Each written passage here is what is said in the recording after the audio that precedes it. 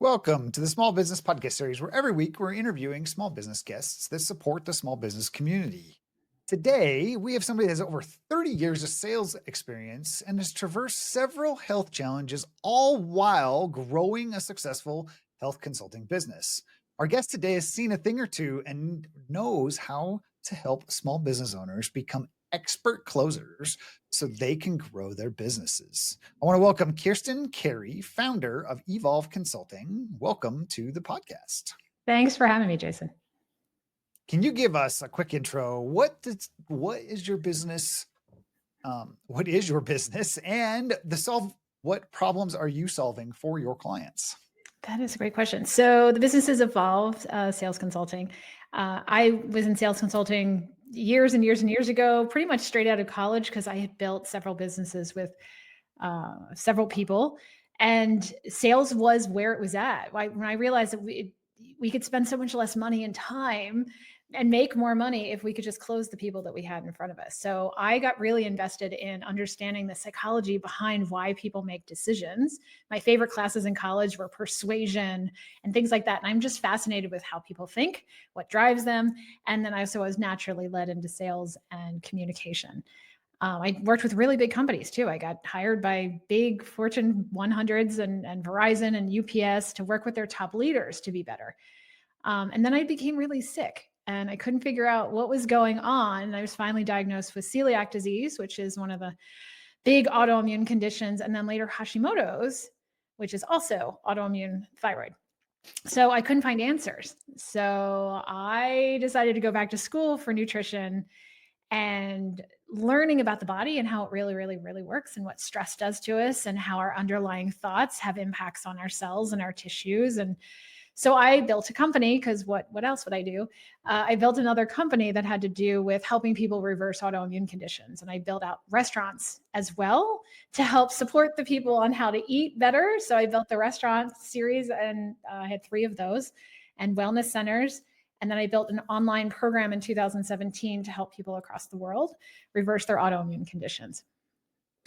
As you were building those businesses, what you then moved into sales consulting, and obviously having a sales background, what's so important about small business owners understanding the fundamentals of sales?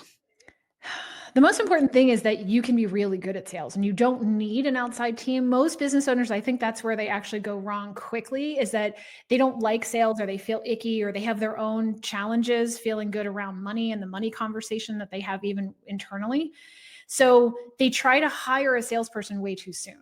So they run out, they don't really have enough clients really at that point. So they think, well, a salesperson, that would make most sense. Let me hire somebody. And then a lot of their revenue goes out to the salesperson, or they're hiring people who don't have the passion or the excitement for their product or their service the way they do. So even a really good salesperson isn't closing at the rate that they could.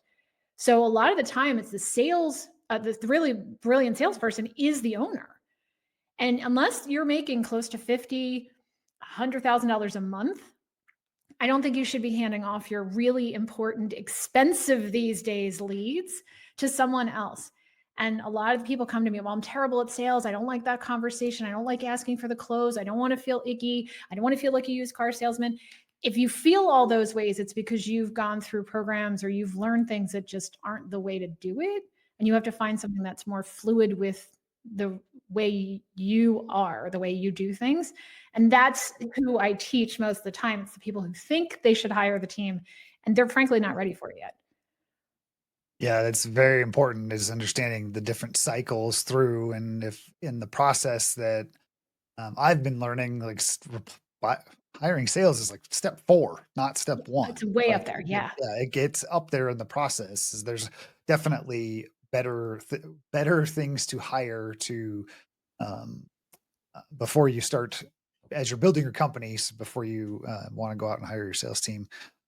What would you say, you built this health business where you're doing health consulting and helping people transition, um, and transition through autoimmune diseases and various different things. What inspired you to make the shift back into the sales consulting role? Well, frankly, I never really left, and it never dawned on me that I never really left. Because even during the 15 years that I was doing the health consulting, I still was mentoring other small business owners on how to build their businesses. A lot of practitioners, especially, were coming to me and saying, "How did you do this? I can't seem to make any money. I have all these degrees and all the letters after my name, and I have all the certifications, but I can't seem to make any more money. How I can't close people. People don't want to spend money on their health. They don't want to dig into their pockets because of the healthcare system." I'm like, they will when they trust it's the right thing. But if you're too afraid to tell them how much you charge, they're not going to want to pay it. Like we have to start with you. So I was mentoring typically 5 to 10 other practitioners and business owners the whole time I was doing this, not even realizing, and because I love it too. I think if I can help more practitioners or more small business owners, we can help more people collectively than me just kind of trying to hold all of it myself. So there's just build a bigger pie, right? And have everybody take a slice. So I realized I'd still been doing that the whole time. So when I officially decided to end my consulting practice for the health stuff, nobody was shocked. Like a lot of my friends are like, "Oh, shocker, Kirsten's back in sales officially," though they had never really seen me leave it. So I was able to build the multi-million dollar health company while still helping the small business community, because small business is where it's at. We employ more than the Fortune 500s combined. We're the reason that most people are getting what it is that they need and getting the life that they want. It's profound how people, everybody knows the big names and everybody's gets concerned that, Amazon's just going to take over the world or, whatever the big guys are talking about these days. But the real true heart of the American economy is small business owners. Well, yeah, And but even there's if you look at big ones like that, they're still building off of small businesses. When you look at the people who are delivering for Amazon, it's not Amazon. They have small companies that they contract out to do a lot of those deliveries. So they're even building off of the small businesses as well, which is brilliant. Yeah, that's the interesting spot is like even the people that sell on Amazon are mostly small businesses. Yes. Like so it becomes a very unique mindset shift when Exactly. you can get inside. I come from the broadband service industry and they're terrified of Starlink and they're terrified of T-Mobile and Verizon. And yet there are still opportunities for these small ISPs to be successful and to win Always. at the games because they're very local and they're Mhm. very niche in their area. Yeah, and they Which don't need millions of customers to make it work. Small businesses can pivot so much more easily and they can change direction so much more easily as the economy changes and things change. Like I have friends that are in multi-million dollar service industries right now that are struggling because of some of the things that are happening around us in the economy and everything else, where the small business owners are like, I only need 2 to 5 or 6 customers a month and I'm gold. So they can pivot much more easily.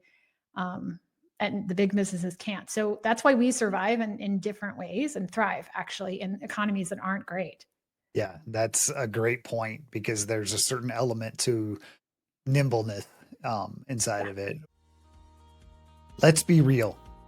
You didn't start your business to feel stuck, overwhelmed, or bored out of your mind. But yet, here you are, spinning, stalled, or just chasing every shiny object just to stay motivated. And I know exactly how you feel because I used to do the same thing. But that's why I built the Momentum community for founders like you. It's for people who are ready to get serious, simplify, and build a business that actually moves forward. It uses peer accountability, and it's what I used to be able to grow my business successfully and have a great exit. Does this sound like something you need? Click the link in the description below and let's have a conversation. Enjoy the rest of the show. What would you say as you're looking at yourself and what differentiates your sales consulting practice over anybody else's? I joke about this, but I realized it was actually a really hot topic point for a lot of people is I don't follow the stereotypical bro marketing, shove it down their throat until they bleed and say yes 15 times. And then you ask for the sale on the 16th, and the trickery and the tactics. I teach people human behavior and how people are driven to make decisions when they themselves don't even realize that's what's driving them. So mine's much more of a fluid, authentic flow with the person and understand what they're saying. Then here are the tactics, here's the script, here's the word that will make them do this. I mean, I can teach that stuff if you really want it. But when you do things that way, you feel icky.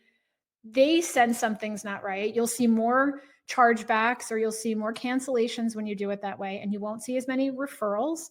And you won't have this longevity of client when you're not rolling with them and understanding them as a human underneath where their subconscious really is making decisions.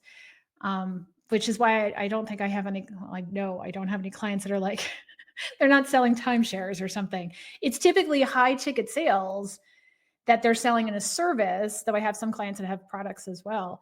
But it's a different energy. It's a different vibe. And I think when people meet me and they don't feel like they're going to be tacticking people to death, it's a different ball game. And we're not trying to close them right now. And we're trying to understand, what is this? What is it you need? Is this actually the right process and product or service for you?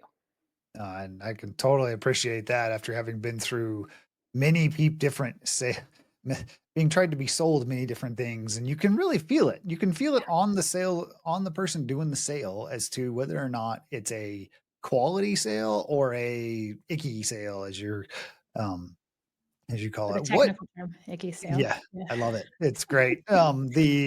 What's a recent project or initiative that you've helped facilitate that really brings that energy to your business? Um, the most recent one, I mean, sometimes I'll step onto the sales teams of other people or my clients to just see how it's working from the inside in other businesses. So I just stepped off, like, we literally this week have just finished a launch for a program that's multi-million, and we watched how the economy has shifted, and the numbers are very different. They're very skewed. You're not seeing the numbers of people show up for webinars the way you used to, and the number of people attending is much different. But we still saw a almost 20% conversion rate, where most people are seeing closer to 3 to 5 right now, because of how we were coming into the sale and what we're talking about. And we follow more of my methodology on closing people when it's the right thing, with that right vibration and that right energy, or helping them to a no, but being super clear about it. And so it's interesting, they're seeing a much higher conversion rate than pretty much across the board in the industry. And it's been lovely to see it that way, and to watch it still working. So the amount of money that they're bringing in is still around the same, but the numbers of people that are showing up are so much smaller because their conversion rates are still going higher. Does that make sense? Yep. Yeah. Yeah, and to lead it further on to that is what you've seen some shift in the market and the economy and how Big. things are going. Where do you see it going down the road? That's a good question. That's a conversation I've had with the sales teams that I oversee, and that I'm on, as well as my friends, because most of my friends are business owners. I mean, they're the best, right? So I have these conversations in just a kind of a continual stream, and we're not seeing what used to work even 6 months ago is not working anymore. Back in the day, 6 years ago, you could get a call booked off a Facebook ad for 30 or $40. Now it's costing people closer to 1,500 for that same call to get booked, just to have a sales conversation. So if your sales, like, you could get away with having not great conversion rates back in the day because you weren't spending that much to get people to the call. Now it's costing you 10, 15, 100 times more to get people to the call. It becomes critical that you close the right people in the program at the right time. So that's the shift that I'm seeing, is that, because of social media, because of Facebook ads, because of paid ads, the barrier to entry is a lot more easy. I think there's a lot of people running around saying they're consultants and things that they really don't have any business doing. AI is convincing people they know more than they do, but then they get into it with a client and they charge some 10, 20, $50,000 to get into a program and they don't actually have the chops to do it. So it's kind of messing up the marketplace from the perspective of consulting is now, or coaching is an industry that's getting muddied. But the Mhm. ones that are really good and the ones that can take a deep breath and follow this better formula, I think for sales, the people that are the right people for you will still come through and you will still be fine and you will still be able to run your business and the other ones will go away.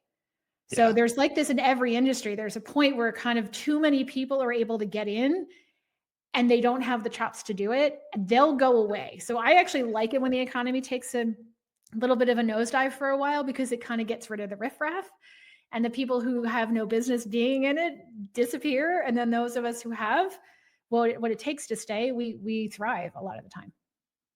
Yeah, totally. I've had multiple conversations. In fact, on a previous episode, even we talked a little bit about um,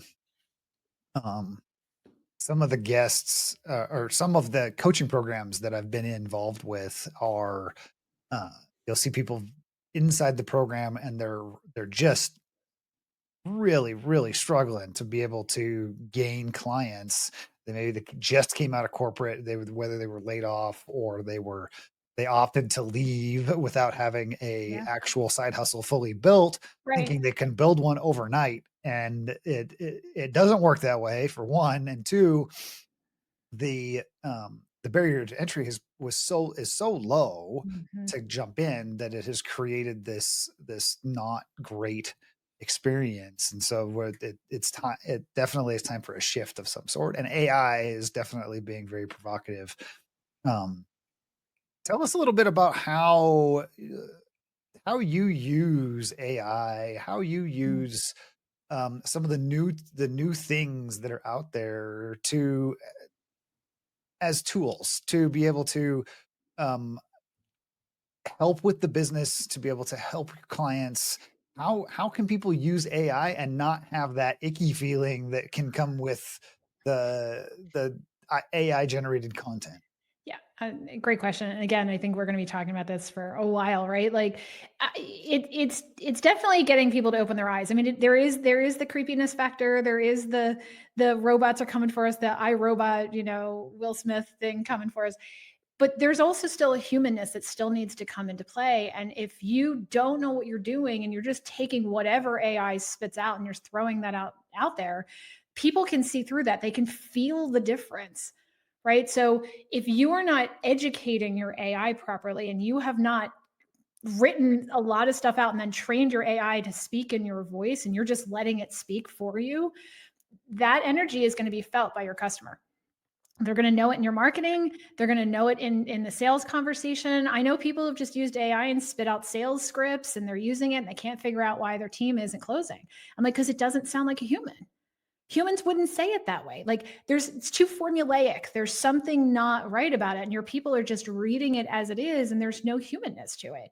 And people won't buy. They will feel the hesitation and not know why, and they'll come up with some excuse at the end of the call to why they're not going to hand over a credit card. And it's hard to put your finger on that. But when I take a step back and I watch people and I watch their salespeople, play it back and see what they were doing in these conversations, I'm like, the rhythm is off. There's just something not correct about what's happening. I'm like, how did you get the sales script? Where did this come from? Oh, well, we used AI. I'm like, okay. So let's talk about the human component to this. Otherwise, why don't you just have a sales letter on a call? Why do you even have people doing this at all? Right. So it's that, like, you still need the humanness, and the humanness will always, I believe, at least this is what I've seen so far, the humanness always wins out. So if Yeah. you are not training it properly and you're not going through it and you're not using the humanist part and you're not creating and bringing your own piece to it, you're not going to close the way you could. It makes a lot of sense. Kirsten, it has been such a great conversation thus far, and lots of nuggets inside of ways to work better and the benefits of hiring a sales consultant to understand how to do sales better for yourself. So encourage listeners to reach out to Kristen. We'll have a little bit more about her in a minute. But first, with tradition in our podcast at the Small Business Breakthrough, we do a lightning round. Are you ready to jump into these 5 or 6 questions? I think so. I don't know what they are, so maybe. Okay. They're really not hard, and Okay, good. they do change tune a little bit for the better. But the first one's simple. It's just coffee or tea. Oh, tea. Green. Green tea. How about cats or dogs? Dogs. 100% dogs. I have 4 of them just outside my office right now. If you could grab only one weapon or item during a zombie apocalypse, what would it be?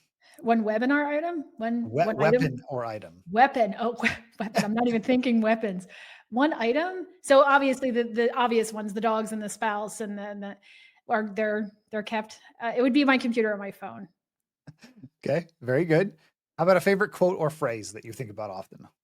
The more we know, the less we understand. It's a Don Henley quote. Oh, that's a good one. One book that has influenced your life the most. Outwitting the Devil. Outwitting the I Devil. I love recommend that it's book. all in. Yes. It's a Napoleon Hill, and they just released it only like 15 years ago because his wife was so terrified to release it that they held it. Yes, I heard the first one. I heard an audio first because Oh. I found it through it was actually on a YouTube video. The audio version, and now but I love it. I love the Yeah, I context of highly it. It's recommend it. amazing.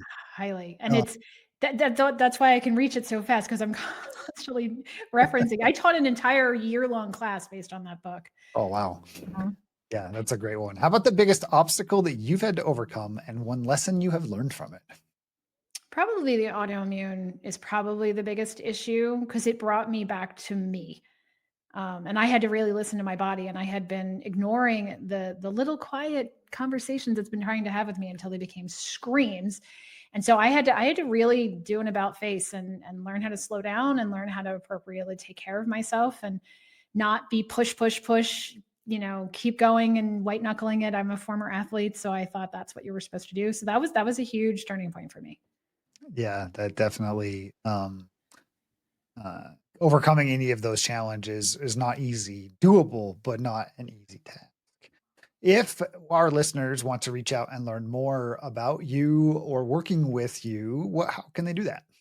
The easiest places to find me on my website, it's evolveminded.com. I've got a really fun free offer out there. They can just get the 7 biggest sales mistakes costing you high ticket clients and how to fix them. The how to fix them part is actually there, and they can find it on the website, or they can go to evolveminded.com/7 mistakes.